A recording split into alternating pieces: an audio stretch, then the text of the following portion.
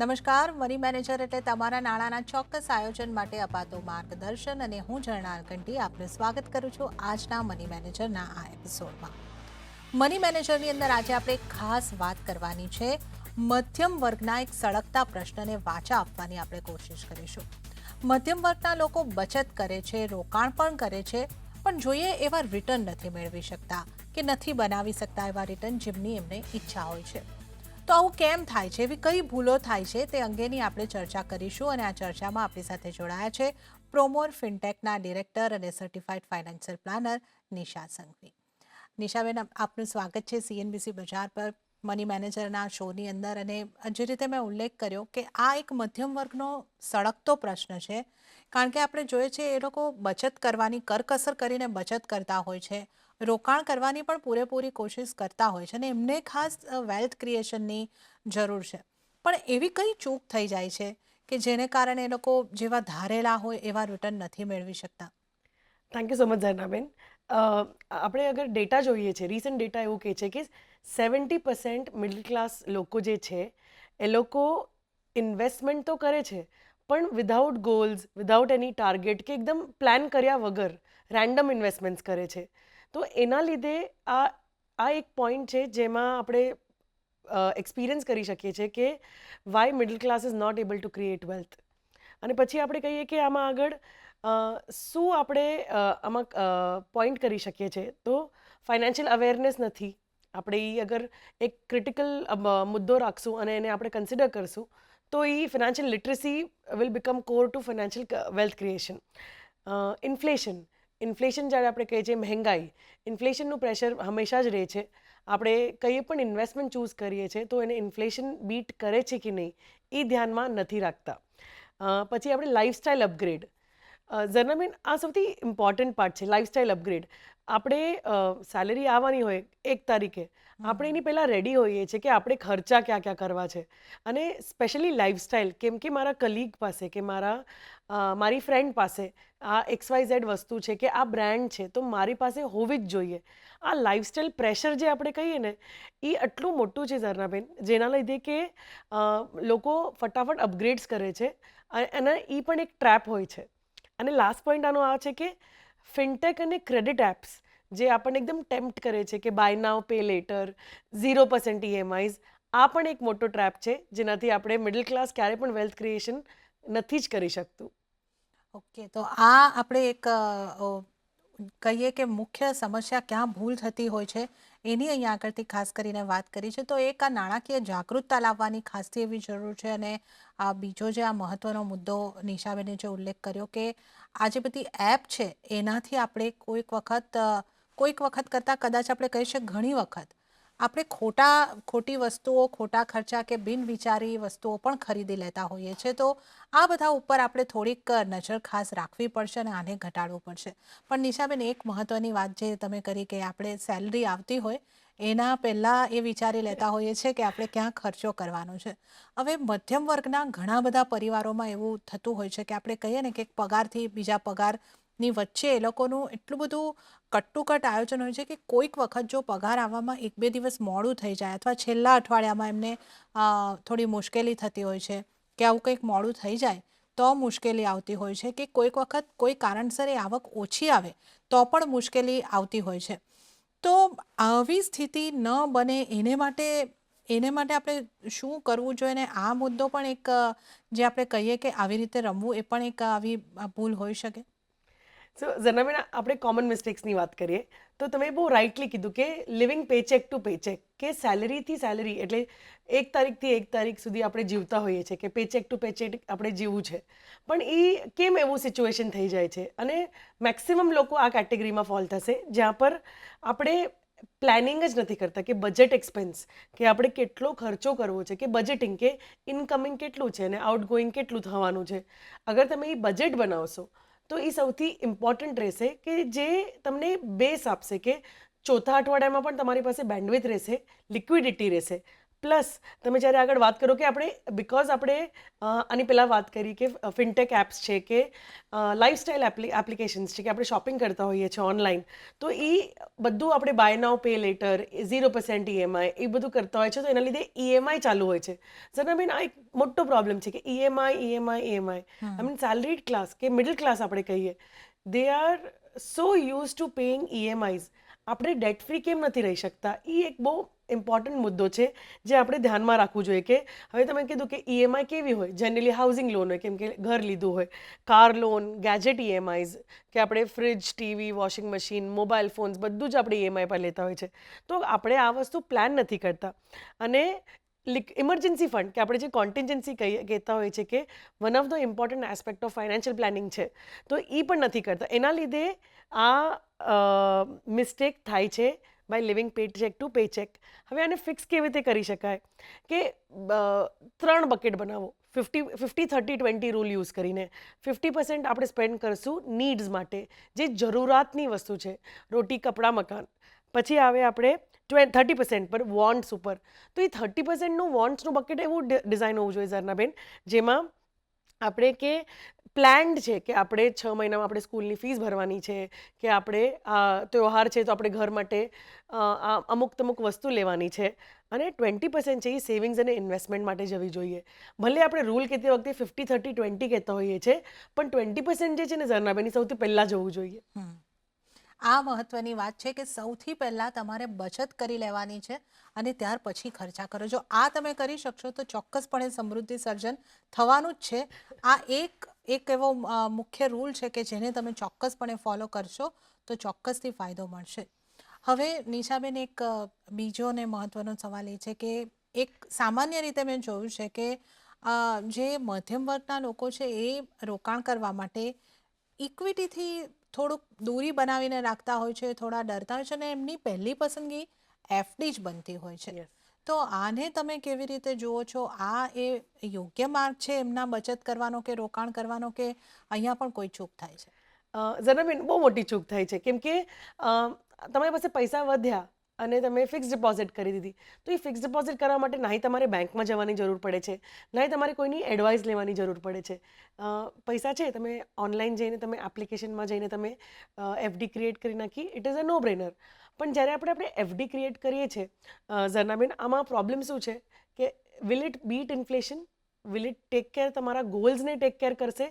તમારા lifestyle expenses જે છે કે તમે ફ્યુચર એક્સપેન્સીસ જે પ્લાન કરો છો એને એ બીટ કરી શકશે? તો આ ઇમ્પોર્ટન્ટ એસ્પેક્ટ છે કે અપાર્ટ ફ્રોમ ફિક્સ ડિપોઝિટ આપણે ખાલી ડિપેન્ડન્ટ ફિક્સ ડિપોઝિટ પર ન રહેવું જોઈએ. આપણે બીજા એસેટ ક્લાસીસ, સ્પેશિયલી ઇક્વિટી, તમે બહુ રાઇટલી કીધું ઝરનાબેન, તો ઇક્વિટીઝની આપણે શરૂઆત અગર કરવી હોય, ભલે તમે લમસમ ના કરો, પણ તમે SIP તો શરૂ કરો.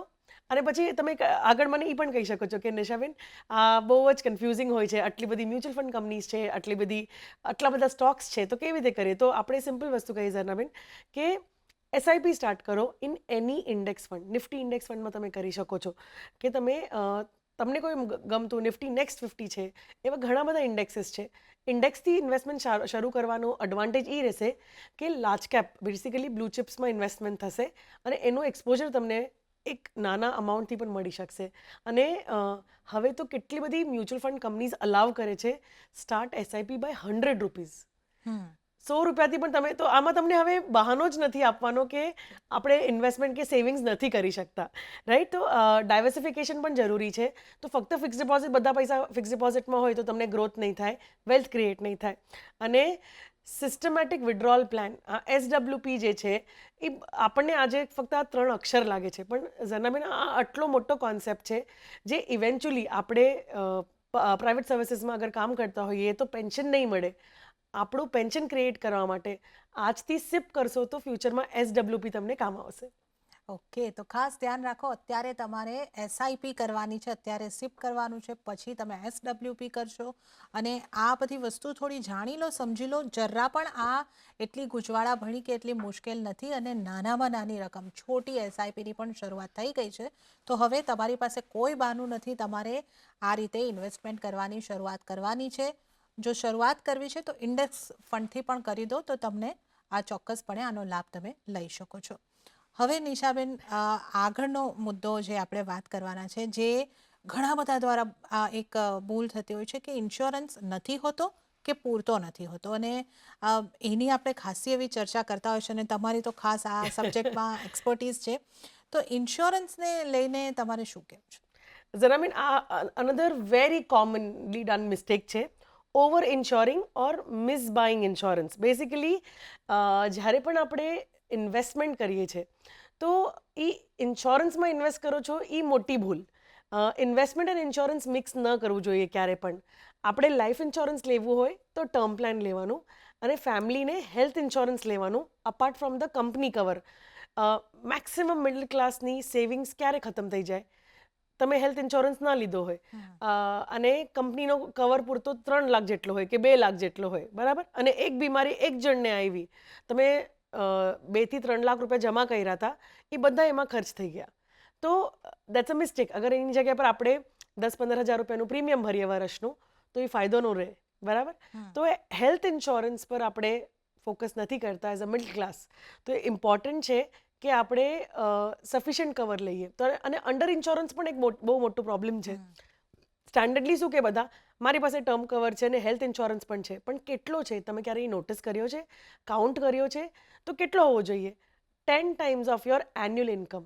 તમારી અગર આવક વર્ષની 6 લાખ છે તો તમારી પાસે એનો 10 ટાઈમ્સ એટલે 60 લાખનો ટર્મ પ્લાન તો મિનિમમ હોવો જ જોઈએ. અને આપણે રહી વાત હેલ્થ ઇન્શ્યોરન્સની, એટલીસ્ટ ટુ સ્ટાર્ટ વિથ 10 લાખનું હેલ્થ ઇન્શ્યોરન્સ કવરેજ તો મિનિમમ હોવું જ જોઈએ. અને પછી આપણે વાત કરીએ કે ટ્રેડિશનલ પ્લાન. આપણે જનરલી આપણા સરાઉન્ડિંગમાં કોઈને કોઈ એક એજન્ટ હોય કે હા ચલો બચ્ચું થયું કે તને પૈસા મળ્યા કે તું હવે અર્ન કરવા લાગ્યા તો તમારે ઇન્શ્યોરન્સ લેવું જોઈએ. તો એ એન્ડોવમેન્ટ કે મની બેક કે ચિલ્ડ્રન પ્લાન કે પેન્શન પ્લાન ના લો, એની જગ્યા પર ઇન્વેસ્ટમેન્ટ્સ કરો. ઝરા મેં એક ક્લાસિક એક્ઝામ્પલ છે કે જ્યારે આપણે ઇન્શ્યોરન્સ અને ઇન્વેસ્ટમેન્ટ મિક્સ કરીએ તો કેવું લાગે? એ એવું લાગે કે આપણે થાળી પરોસી અને એમાં દાલ અને સબ્જી એક જ વાટકીમાં પરોસી, તો એ સારી લાગશે? નહીં લાગે. તો ઇન્શ્યોરન્સ અને ઇન્વેસ્ટમેન્ટ જ્યારે આપણે કરીએ છીએ ને તો એવું લાગશે. એટલે ઇન્વેસ્ટમેન્ટ સેપરેટ હોવું જોઈએ અને ઇન્વેસ્ટમેન્ટ સેપરેટ હોવું જોઈએ. જો કેટલા સરળ ઉદાહરણથી નિશાબેને બધાને સમજાય જાય એ રીતે સમજાવી દીધું છે. દાળની આપણા ભાણાની અંદર, આપણી થાળીની અંદર પોતાની જગ્યા છે અને શાકની પોતાની જગ્યા છે. બેને મિક્સ કરીએ તો એ નથી ચાલવાનું. એવી રીતે જ તમારા ઇન્સ્યોરન્સ અને ઇન્વેસ્ટમેન્ટ, આ બેને પણ અલગ અલગ રાખો. બંનેની પોતાનું મહત્વ છે, પણ બંનેનું અલગ અલગ મહત્વ છે. તો આ સમજીને ચાલો. ઇન્સ્યોરન્સને માટે ખાસ તમારે ધ્યાન રાખવાનું છે. હેલ્થ ઇન્સ્યોરન્સ, ટર્મ ઇન્સ્યોરન્સ બંને યોગ્ય અને પૂરતા હોવા જોઈએ. હવે નિશાબેન, આગળનો મુદ્દો. હવે રિયલ એસ્ટેટના ઇન્વેસ્ટમેન્ટની વાત કરીએ. અહીંયા આગળ જે ઘરની ખરીદારી છે ઇન્વેસ્ટમેન્ટ તરીકે પણ છે, અને જે આપણે જોવાતું હોય છે કે ભાઈ પોતાનું ઘર હોવું એ બધાને ગમે છે, અને એ એક સ્ટેટસનો પણ એક મુદ્દો બની જતો હોય છે. તો રિયલ એસ્ટેટમાં ઇન્વેસ્ટમેન્ટ કેટલું જરૂરી, અને જે આપણે વાત ખાસ કરતા હોઈએ છીએ કે રેન્ટ વર્સિસ બાય, અને આ બધા મુદ્દાઓની ખાસ ચર્ચા થતી રહેતી હોય છે. યા તો આને મધ્યમ વર્ગના લોકોએ કઈ રીતે જોવું જોઈએ? અહીંયા એમની વિચારસરણી કઈ રીતની રાખવી જોઈએ? ઝરનાબેન, રિયલ એસ્ટેટ આપણા દેશમાં બહુ જ ઇમોશનલ એસેટ ક્લાસ છે. હું એથી નહીં કહીશ કે એ રોંગ છે કે રાઈટ છે. It's a emotional decision. તો જ્યારે આપણે રિયલ એસ્ટેટ લઈએ છીએ તો તમે જે ઘરમાં રહો છો ને એ ઘર ક્યારે પણ કાઉન્ટ નહીં થશે તમારી સંપત્તિમાં, કેમ કે કંઈ પણ અનફોર્સીન ઇવેન્ટ આવશે તો આપણે લાસ્ટ સ્ટેજ પર એ ઘર વેચશું. તો જે ઘરમાં રહો એ તમારા એસેટમાં કાઉન્ટ નહીં થાય. તમારા ઇન્કમની કેટલા ટકા તમે ઈએમઆઈ ભરો છો એ રિયલ એસ્ટેટ માટે એ પણ જરૂરી છે. તો ક્યારે પણ તમારા ઇન્કમની 30% વધુ ઈએમઆઈ અમાઉન્ટ ન હોવી જોઈએ. 30% પણ બહુ એક્સ્ટ્રીમલી હાયર સાઇડ પર હું કહું છું, પણ EMI has to be very wisely chosen. અને રિયલ એસ્ટેટ લેતી વખતે અગર તમારી પાસે તમારા હોમ ટાઉનમાં ઘર છે અને તમે જે સિટીમાં કામ કરો છો ત્યાં સેટલ જ નથી થવાના, તો એની તમને જરૂર છે રિયલ એસ્ટેટની, એ સમજવું બહુ જરૂરી છે. રાધર તમે આજે ઇન્વેસ્ટમેન્ટ કરીને એ કોર્પસ ભેગું કરો. રિયલ એસ્ટેટમાં આપણે એ પણ યાદ રાખવું જરૂરી છે કે ઝરનાબેને બહુ રાઇટલી કીધું કે રેન્ટિંગ વર્સિસ બાઇંગનું ડિબેટ હંમેશા ચાલતું હોય છે. ઝરનાબેન, મને પૂછશો તો આઈ એમ ફોર રેન્ટ. અગર મને આ સિટીમાં કે આ લોકેલિટીમાં રહેવું જ નથી તો મને હું આ સિટીમાં કેમ ઘર લઉં અને ઈએમઆઈઝનો બર્ડન લઉં. જોબ અગર અનસર્ટન છે, ઈએમઆઈનું પ્રેશર રહેશે, ઘરમાં family to be taken care છે, રિસ્પોન્સિબિલિટી છે. તો ઈ પોઈન્ટ ઓફ ટાઈમ પર ઈએમઆઈ બર્ડન લેવા કરતાં ઇન્વેસ્ટમેન્ટનો પોર્ટફોલિયો, ફાઇનાન્શિયલ એસેટ્સ વધારવા જરૂરી છે. તો જે રિયલ એસેટ્સ જે તમે ટચ એન્ડ ફીલ કરી શકો અને ફાઇનાન્શિયલ એસેટ્સ, આ બેનું જે મિક્સ છે એ બેલેન્સ તમારા પોર્ટફોલિયોમાં બહુ વાઇઝ હોવું જોઈએ. મારા હિસાબે રિયલ એસ્ટેટ એક જ તમારું ફર્સ્ટ ઘર હોવું જોઈએ. એ પણ તમે જેમાં એમાં રહેવાના હો for a longer term which is at least 15 to 20 years, એટલા માટે હોય તો જ તમારે લેવું જોઈએ, નહીંતર ન લેવું જોઈએ.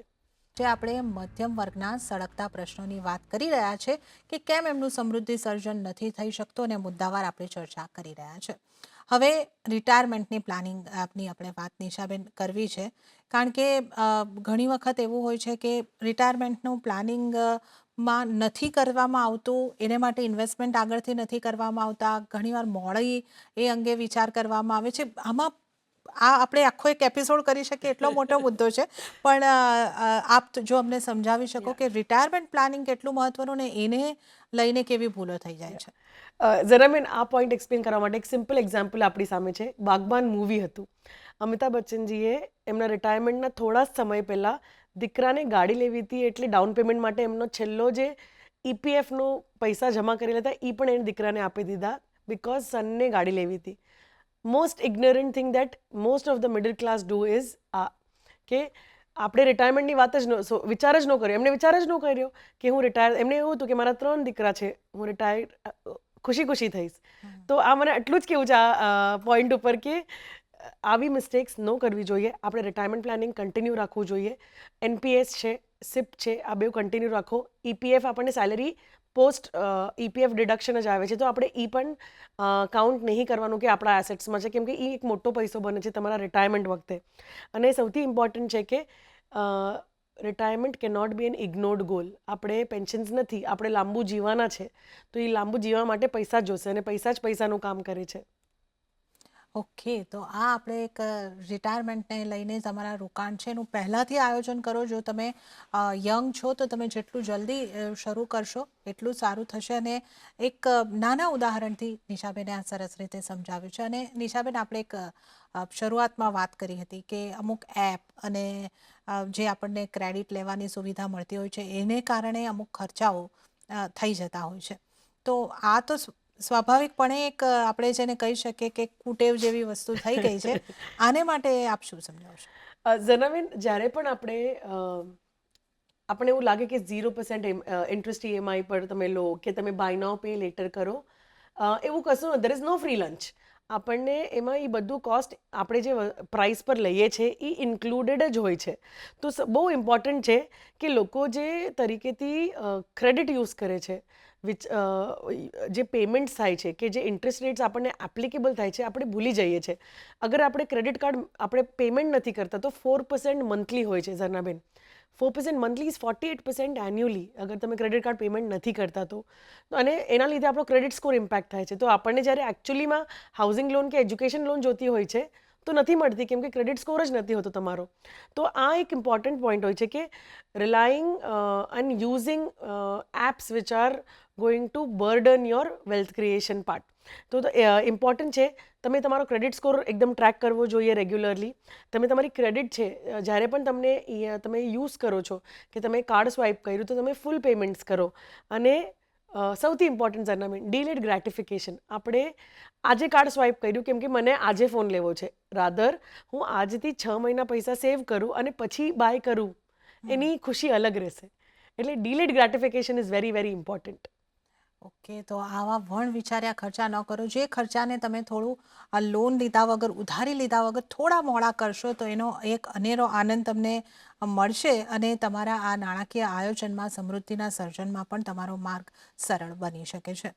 નિશાબેન, આવા ઘણા બધા મુદ્દાઓ છે, આપણે લાંબી ચર્ચા કરી શકીએ, પણ હવે અમુક મુદ્દા જે મેં યાદ કરવાની કોશિશ કર્યા, પણ બીજા પણ અમુક મુદ્દાઓ હશે. તો આ એક છેલ્લો સવાલ જેની અંદર આપ અમને આવી અમુક મિસ્ટેકો જે આપના હિસાબે થતી હોય જેનું ધ્યાન રાખવું જરૂરી છે એ જણાવી શકો? યસ, જનાબેન, 2-3 વસ્તુ. એક છે કે આપણે આપણા ફેમિલીને કહેતા જ નથી કે આપણી પાસે આપણે કેવી રીતે ઇન્વેસ્ટ કર્યું છે, કેવી રીતે ફાઇનાન્સીસ છે, ક્યાં બેંક એકાઉન્ટ છે. તો discussing finance with spouse and family is equally important. તમે આજે બચાવી લીધું, તમને કાંઈ થઈ ગયું તો તમારી ફેમિલીને મળવા માટે જાણ કરવી બહુ જરૂરી છે.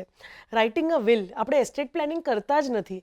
એસ્ટેટ પ્લાનિંગનો એક પાર્ટ છે રાઇટિંગ અ વિલ. તો એના સિવાય બીજી બધી વસ્તુ પણ એમાં પાર્ટ હોય છે. તો એ નથી કરતા આપણે. ઇગ્નોરિંગ ટેક્સેશન વાઇલ ઇન્વેસ્ટિંગ, આપણે ઇન્વેસ્ટ આજે કર્યું પણ જ્યારે એક્ઝિટ કરશું ત્યારે એના ટેક્સીસ કેવી રીતે રહેશે આપણે એ ધ્યાનમાં નથી રાખતા. અને ફોમો, આ ફિયર ઓફ મિસિંગ આઉટ આપણે કહીએ છીએ. તો જ્યારે આપણે ફોમો કહીએ છીએ તો ફોમોમાં આપણે બિકોઝ ટ્રેન્ડ છે, આજના મારા ફ્રેન્ડ્સ છે, મારા ફેમિલી છે કે મારા રિલેટિવ્સ ઇન્વેસ્ટ કરે છે, લાઈક ક્રિપ્ટોકરન્સી છે કે પેની સ્ટોક્સ છે, એટલે મારે ઇન્વેસ્ટ કરવું, એ એક મોટી મિસ્ટેક છે. અને મને એન્ડ કરવું છે આ કહીને કે middle class is not a label, it is a mindset. તો અગર આપણે ફાઇનાન્શિયલ ડિસિપ્લિન રાખશું ને તો આપણે ફાઇનાન્શિયલ ફ્રીડમ ડેફિનેટલી અચીવ કરી શકશું. ઓકે, તો આ તમામ વાતોનું ખાસ અહીંયા આગળથી તમે જો ધ્યાન રાખશો તો ચોક્કસપણે તમારા સમૃદ્ધિ સર્જનના માર્ગમાં કોઈ પણ પડકાર જે છે એ આવીને નહીં ઊભો રહી શકે ને ચોક્કસપણે તમે પણ એક વેલ્થ ક્રિએશન ચોક્કસપણે કરી શકશો. તો આ મહત્ત્વના મુદ્દાઓ જે નિશાબેને છેલ્લા જણાવ્યા છે, એસ્ટેટ પ્લાનિંગ છે, વિલ બનાવવાનું છે, નોમિનેશન કરવાના છે, પરિવારને જાણકારી આપવાની છે અને ક્રિપ્ટો અને એવા બધા ઇન્વેસ્ટમેન્ટથી થોડું દૂર જ રહીને ચાલજો. તો આ તમામ વસ્તુઓની જો તમે કાળજી રાખશો તો ચોક્કસપણે મધ્યમ વર્ગનો એવું કોઈ લેબલ નથી હોતું અને તમે આ ચોક્કસથી સમૃદ્ધિ સર્જન કરી શકશો. ત્યારે જ નિશાબેન, ખૂબ ખૂબ આભાર આ રસપ્રદ ચર્ચા અમારી સાથે કરવા બદલ અને આ સંપૂર્ણ માહિતી અમારા દર્શકોને આપવા બદલ. આપનો ખૂબ ખૂબ આભાર. થેન્ક યુ ઝરનાબેન. ત્યારે જ મની મેનેજરના આ એપિસોડની અંદર તો હાલ પૂરતું આટલું જ, પણ આપને ખાસ યાદ કરાવી દઉં કે પર્સનલ ફાઇનાન્સને લગતા, રોકાણને લગતા, મ્યુચ્યુઅલ ફંડને લગતા તમારા જો સવાલ હોય તો અમને લખી મોકલાવો. તમારું નામ, શહેર અને ઉંમરની સાથે ઈમેલ કરો અમને money@nw18.com પર. ફેસબુક પર લખો facebook.com/cnbc બજાર પર. વોટ્સઅપ પર કરી શકો છો 7506666000. તો આ સાથે જ મની મેનેજરના એપિસોડમાં હાલ પૂરતું આટલું જ. હાલ મને આપશો રજા, પણ વધુ અપડેટ અને સમાચારો માટે આપ જોતા રહો CNBC બજાર. નમસ્કાર.